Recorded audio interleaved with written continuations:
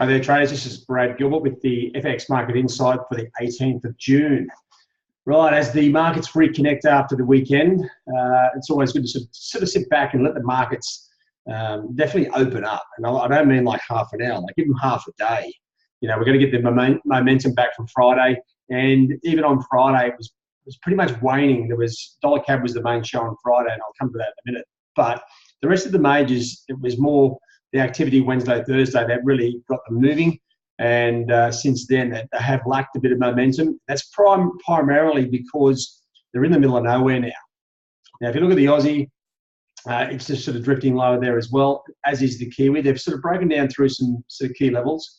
Now, you can just sort of see the Aussie here is drifting through a support trend line. That's a long-term support line as well. Now, I would expect, and this is where we're going to go through on this webinar, is looking at the overriding, what's driving the currencies, and that's all about this. On Friday, Trump imposing $50 billion worth of tariffs on China, and that's going to impact Australia and New Zealand quite a lot. So I'd expect this downward move to continue whilst that sort of hangs in the balance. Dollar yen still just banging away sideways, not doing a hell of a lot. I would have expected that to move higher, but once again, the uncertainty around global growth and the trade wars between the US and China probably keeping it on hold at this stage. We did have some slightly weaker trade balance data out of Japan. That's putting a little bit of downward pressure on dollar yen as well. Now, I'll come over to the equities in a minute. The equity markets are all sea of red. All right, so ECB, somewhat dovish statement last week. Euro on the back foot. We do have 115.50 looks like the last sort of major level of support. So if it does get a run through that, then we should see it continue on the downside as well. Sterling, we're getting sort of mixed signals on sterling. Like the economic numbers from the previous month are correcting. So it doesn't look like the UK economy is in such bad shape as it was looking last month. But even still, Brexit continues to hamper any sort of upward moves in sterling. The strong dollar is also sort of putting a bit of downward pressure there as well.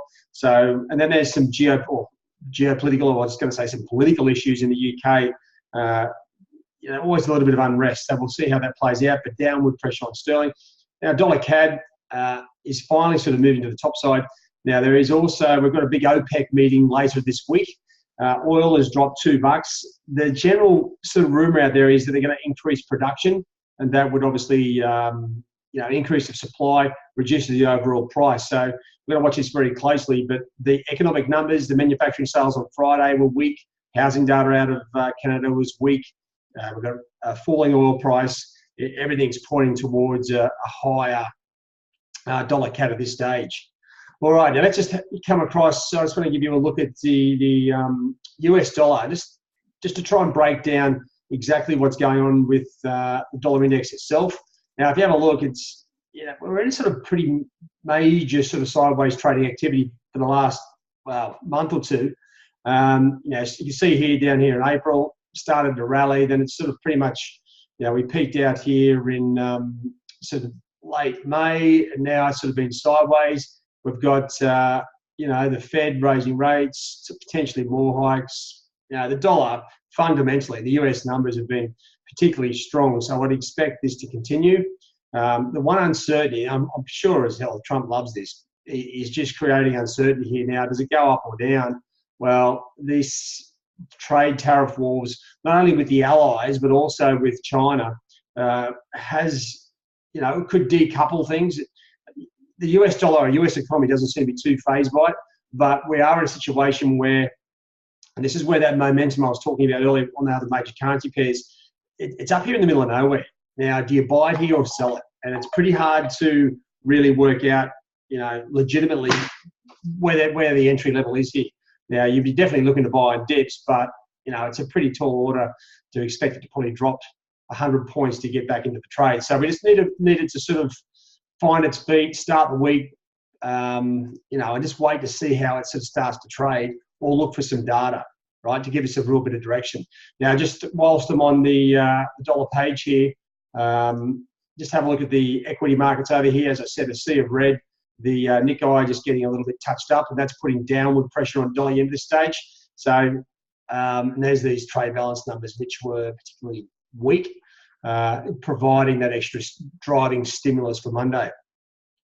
All right, so this coming back into now, once again, looking at the markets and the major pairs, you can see exactly what's going on. And as I said, you are looking for potential trading opportunities. Now, does it happen today? Does it happen tomorrow? Well, generally, you let the week play out. What you're looking for is the general bias. So on most of the major currency pairs here, they are correlating, which is nice to see. Even the dollar CAD at that stage. The one currency pair out of whack is dollar yen, but we are pretty much looking for opportunities to get short. Aussie, definitely Aussie, euro, and sterling. Kiwi is falling into that boat as well and looking to get long dollar CAD. So if I just come across to the MyFX Trading Hub page, and we can have a look and sort of start to piece out where the best trading opportunities are. All right, let me just change screens. Now, if you just come down here initially, there hasn't been too much of a change from Friday. Now, the analysis or the technical side of things hasn't really changed since Friday. So we still, I'm looking to get short, as I mentioned, euro, sterling, and Aussie. Kiwi just hasn't fallen into that complete boat yet, but you would expect it to follow those three top pairs, which it correlates with. Dollar CAD is in the middle of nowhere, but technically it looks like it's going up for all money. Okay, it's just a very tough trade in the middle of nowhere. Dollar yen, as I mentioned, just sort of hanging in the balance. Fundamentally, I would expect it to be higher. Geopolitically, probably lower. So that's where we're going to wait and see what happens with dollar yen. Dollar Swiss and the dollar index both sort of look cruising to the top side.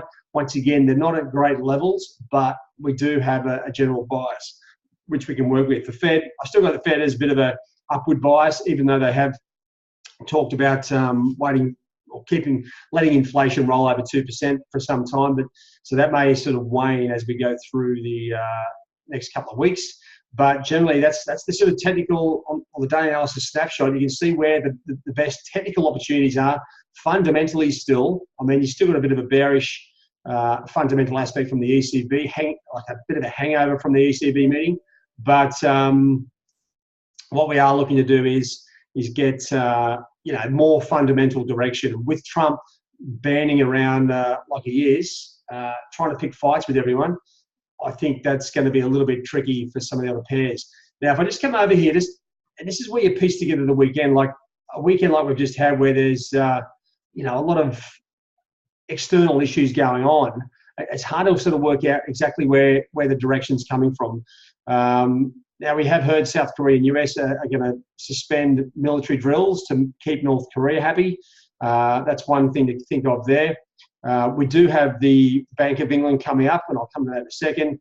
But it's all about the China trade wars, a bit of oil. Okay, that's going to keep driving dollar CAD. And then there's all the impacts on US, farmers, oil prices, all sorts of things, which is going to have influences as we go forward. So just give the markets a bit of a chance to open up, get some direction, and then we can potentially start looking at where the best opportunities are. Now, economic data this week, it's pretty thin on the ground, right? There's a number of, there's some big central bank, having a bit of a group discussion, I think, earlier in the week. Everyone's involved, so we'll see how that plays out. I'm not sort of too concerned about anything at this stage on that.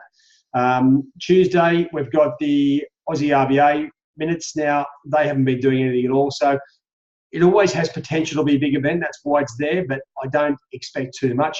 Really, trading is, I can just get my Skype out of the way. Trading is going to be a little bit interesting, and we'll really kick into gear on Thursday, right? These economic data releases all on Thursday, with the Kiwi GDP, the Swiss LIBOR rate, so interest rate decision. The Bank of England's probably the main game. And then we've got some euro numbers coming out Thursday, Friday as well. Canadian CPI and retail sales on Friday is probably a really good number. It's a shame it's not actually on a Wednesday or Tuesday, because we could really get into the CAD this week with its clear upward bias. It's going to give us a pretty good opportunity on the CPI. But as you can see, it's a pretty thin week. Central banks sort of dominating. RBA minutes, Swiss and the Swiss National Bank and the Bank of England. two key releases, and that's pretty much it. So you've got to prepare yourself mentally for that and think, well, this isn't like a wham, bam, thank you, ma'am. A lot of the direction here could be geopolitical coming out of Trump's mouth or anything else like that. So focusing on the technical setup of the majors is very important, obviously. Let me just come back over to that page. So you want to just, as I said, focus on these trend lines. And if anything, you can come back into, and I've got a couple of templates here for different time frames on these currencies. You look at the Aussie here, okay, it's really starting to threaten that long-term sort of support line here where it's trading at the moment. And this is not too dissimilar with a number of the other pairs. So make sure you go through your hourly and your daily charts. Look at this one on Euro. Another big level here. Like this is a monster down around 115.40. We could see these levels break. It's unfortunate we've got all these geopolitical issues because it could be like false breaks. But make sure you look through your different time zones to really get a good handle on where the real best opportunities are. And when we're looking at those best opportunities, don't limit yourself to just the major currency pairs. I'm always ready to have a look at the yen crosses in particular. But funnily enough, just having a look at these at the moment, you can see they already had their move last week. We need them to start building and forming some shape to give us another trade here on the crosses. And that's where dollar yen itself is going to come into play. It's trading sideways, but the rest of these pairs is pressures on the downside. We'll see how that plays out as well. I'm sure they'll come back into play probably around Wednesday. You'll start to see these yen crosses form some shape again. All right, that's pretty much it, guys. As I said, it's not a huge week as far as economic numbers. We do have the majors. They've got pretty clear direction, not such great entry levels at this point, but all you can do is keep analysing the market and looking for opportunities as they pop up. All right, chaps, we'll catch you later on. Have a good week. I would probably give the markets a bit of a miss on Monday and start to really hone in on Tuesday. But definitely don't forget Thursday, Friday, the two major trading days, Thursday in particular. All right, have a good week, guys. We'll see you in the trade zone. All the very best of luck. Cheerio.